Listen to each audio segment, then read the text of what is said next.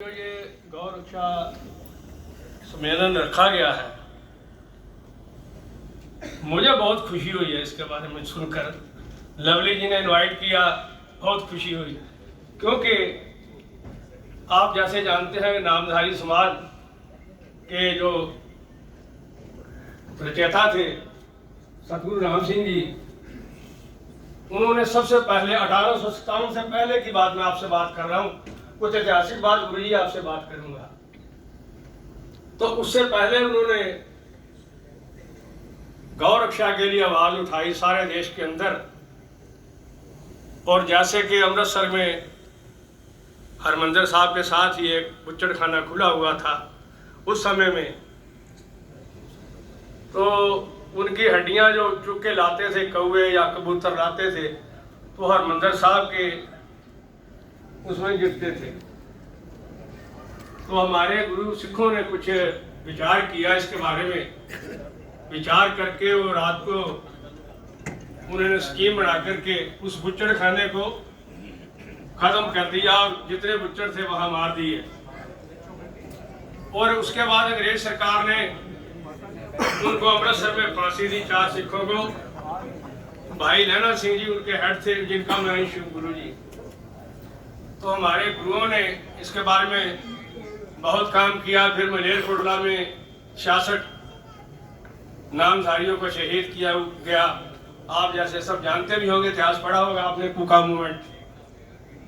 बहरहाल मैं ये कहना चाहता हूँ कि हमारे गुरु जी, उसके बाद संग प्रताप सिंह जी थे, हरियाणा और पंजाब के अंदर गायों की नुमाइश लगाया करते थे।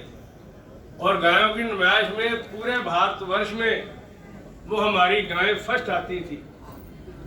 और गुरुजी ने उनका नाम भी रखा, कोई 9 लाख गाय, कोई 7 लाख गाय। तो बड़े बड़े नेता लोग, मुझे याद है मैं जब 14 साल का था, YB चौहान हिसार के अंदर एक नुमाइश हुई थी गायों की, उसके अंदर आए थे। और पहला गाय का जो 9 लाख गाय थी उसको प्रथम उन्होंने इनाम दिया।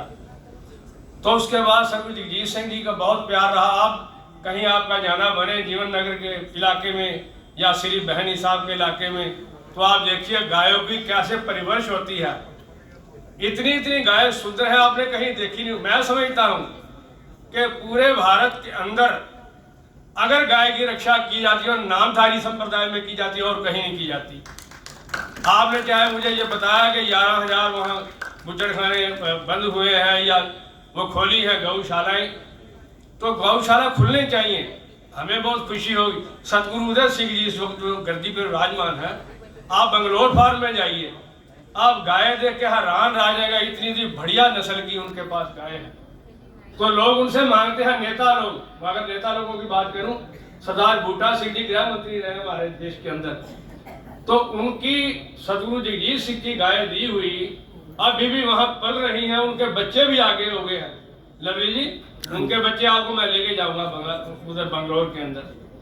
अच्छा, अगर उसके बाद अगर बात करूं मैं, जैसे आप अभिनेता धर्मेंद्र की बात करता हूं। अभिनेता धर्मेंद्र 2 साल 3 साल पहले आए बहनी साहब में, तो गुरु जगजीत सिंह जी के चरणों में उन्होंने वंदना की कि गुरुजी मैंने आपकी गायों के बारे में बहुत पढ़ा है, देखा है, सुना है, तो मुझे प्लीज मुझे गाय दीजिए। तो इतना प्यार उनका भी मैं समझता हूँ अभिनेता धर्मेंद्र जी का। तो गुरुजी ने उनको 2 गाय उनके घर बॉम्बे में पहुंचाई। तो मेरे कहने का अभिप्राय ये है कि हमारा तो शुरू से ही नामधारी संप्रदाय का गौओं के बारे में सैक्रिफाइस रहा है और आते वक्त में भी सैक्रिफाइस रहेगा। और मैं ये आपको विश्वास दिलाता हूँ, आपके साथ कंधे से कंधा मिलाकर चलेंगे। आप एक गौ की बात करते हैं, हम 5 गौएं भी ले सकते हैं, ऐसी बात नहीं है। तो हम तो जुड़े इस संस्था से। हम अरदास में भी ये बोलते हैं कि गौ और गरीब के कष्ट को दूर करो। ये हम अरदास में जब भी करते हैं, अरदास सुबह या शाम गुरुद्वारों में अरदास होती है, यही बोलते हैं कि गौ और गरीब के कष्ट को दूर करो। तो मेरे कहने का अभिप्राय ये है कि हम आपसे आप कंधा मिला के जुड़े हुए हैं। आप जहां भी कहेंगे हम जाने के लिए तैयार हैं। और ये जो आपने कार्यक्रम किया, बड़ी खुशी हुई है कि यहाँ तिलक नगर इलाके से हुआ है, और आगे भी हम साथ देते रहेंगे, आप जहाँ करोगे। इतना कह के आपसे मैं क्षमा चाहता हूँ। नमस्कार जी।